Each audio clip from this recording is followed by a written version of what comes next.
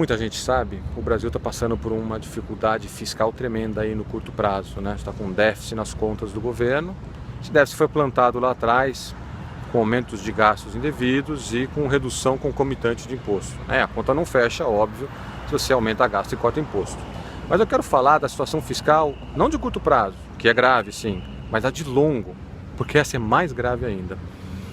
E no longo prazo, o que pesa mais nas contas do governo são as contas da Previdência Social, que já tem déficit hoje, imagina lá na frente. Como que a gente chegou nessa situação? Bom, a Previdência era pequena no Brasil há 25 anos atrás. Ela consumia mais ou menos 5% do PIB. E a gente tomou uma decisão, como a sociedade como um todo, né, e os políticos, de aumentar esses gastos da Previdência ao longo do tempo, vinculando-os com o salário mínimo. Então, nesses 25 anos, o gasto com Previdência subiu de 5% do PIB para 13%. 13% do PIB, pessoal, é o que a França gasta com a Previdência Social deles. Só que a França tem 3 vezes mais idosos, com proporção da população, do que o Brasil. Então, nós estamos muito fora da curva aí na nossa relação estrutura etária, gasto previdenciário. Hoje, a gente ainda tem 9 trabalhadores para cada aposentado. Então, como o nosso sistema é um sistema de transferência, né, você taxa quem está trabalhando para transferir para o aposentado, ele ainda, mal ou bem, funciona, porque tem bastante gente ativa no mercado de trabalho para uma quantidade de idosos menor. Daqui a mais ou menos uns 20 anos, por motivos bons, as pessoas vivendo mais anos, vivendo uma vida mais longa, a gente vai ter muito mais aposentado relativamente ao trabalhador. Então esse 9 para 1, né, 9 trabalhadores para um aposentado, vai cair para alguma coisa perto de 4 trabalhadores para um aposentado. Então a aritmética ela não deixa espaço para enganos, né? Assim, se essa razão vai cair pela metade, a gente vai ter que dobrar o imposto sobre o trabalhador para manter o nível de renda do aposentado, o que é, obviamente, bastante problemático. Qual que é a solução que a gente tem para enfrentar esse problema? Né? Dentro do nosso regime atual, que é esse de taxar o trabalhador e repassar o recurso para o aposentado. Dentro desse regime, só temos 2 saídas e elas precisam ser implementadas rapidamente. A primeira é aumentar a idade mínima do aposentado. O aposentado não pode hoje ir para casa com 55 anos de idade, certo? E a pessoa vive até uns 80, a expectativa de vida aumentou. Então precisamos aumentar a idade mínima de aposentadoria e fixar uma regra para no futuro essa idade mínima estar vinculada diretamente com a expectativa de vida das pessoas. Esse é o primeiro passo fundamental. O segundo passo fundamental é desvincular a renda da aposentadoria, né, o dinheiro que vai para os gastos de aposentadoria, do crescimento do salário mínimo.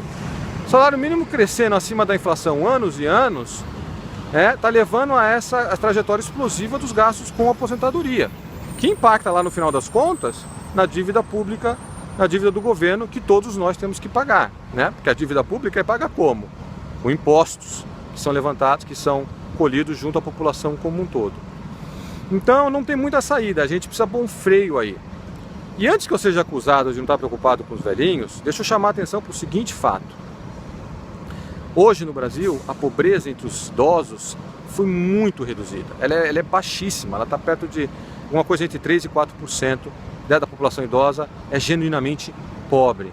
Enquanto as famílias com filhos em casa, as famílias mais jovens, nesse grupo da nossa sociedade, a pobreza é muito mais elevada. Ela é alguma coisa aí entre 30% e 40% das famílias jovens são pobres. Então, a aritmética, de novo, não deixa espaço para altos enganos, né? Se você está colocando muito dos recursos públicos para os aposentados, você está colocando menos dos recursos públicos para investir em crescimento futuro, para investir na educação das crianças, na saúde das pessoas, etc. É o que a gente chama em economia de trade-off, e ele é inescapável. Queria complementar com o seguinte, os ganhos de uma reforma de aposentadoria parece que são lá na frente só, mas isso não é verdade. Se você faz uma reforma hoje bem feita, planejada para o futuro, os mercados e os agentes econômicos percebem um menor risco de ruptura fiscal lá na frente e, por conta disso, as taxas de juros e os prêmios de risco caem hoje. E aí o investimento com prêmio de risco mais baixo, com juros mais baixos, já se eleva hoje, o crescimento econômico já se eleva hoje. Então, ainda que a reforma seja aprovada para gerações futuras, porque de fato é muito complicado a gente mexer com direitos adquiridos, o fato é que tem sim um impacto, já no curto prazo, sobre as possibilidades de crescimento do país. Não tem mais como a gente adiar esse problema, pessoal. Precisamos começar a pensar nele de uma maneira mais consistente e mais séria e respeitando as leis da aritmética.